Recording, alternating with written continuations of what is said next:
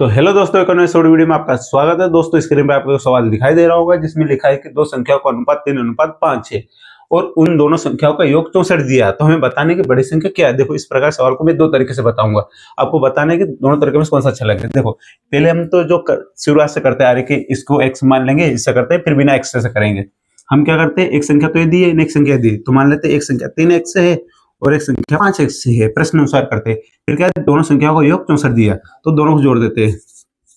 3x और 5x को जब मैं जोड़ता हूं तो कितना दिया, 64 दिया। ठीक है, इसको सोल्व करते हैं। 3x और 5x से कितना हो गया, 8x। तो 8x बराबर कितना दिया, 64। अब देखो, एक से में 8 का गुण है, जब इधर जाएगा तो भाग में हो जाएगा, तो x बराबर 64 बैठे की 8 आ जाएगा। आ रहा समझ में। अब इसको काट दे से 8 एकम 8 और 8 का पाठ 8 बराबर 64। तो x बराबर क्या मिला, तो x बराबर 8 प्राप्त हुआ। ठीक है, अब हमें क्या बताना, बड़ी संख्या। तो 3x और 5x में पढ़ा क्या आंसर, ये वाली संख्या। तो हम 5x, तो x की जगह क्या रखेंगे, 8 रख देंगे, तो 8 पंजे 40।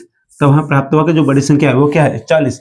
लेकिन ऐसा x अगर हम चाहे तो बिना x माने हुए कर सकते हैं। कैसे दिया, देखो दो 3:5, ये तो अनुपात दिया है। अब उन्होंने योग दिया है ना, तो हम क्या करते हैं, इनका भी योग कर लेते हैं। 3 और 5 कितना हो गया, 8। अब ये अनुपात में 8 है, लेकिन एक्चुअल में दिया कितना है, 64। मतलब 8 बराबर कितना दिया है, 64।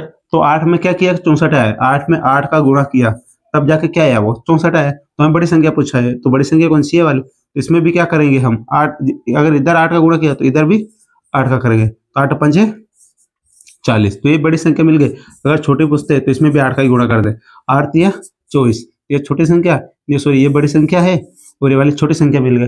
ठीक है, तो अब कमेंट में बताना है कि आपको कौन सी विधि अच्छी लगी, विधि 1 कि विधि 2।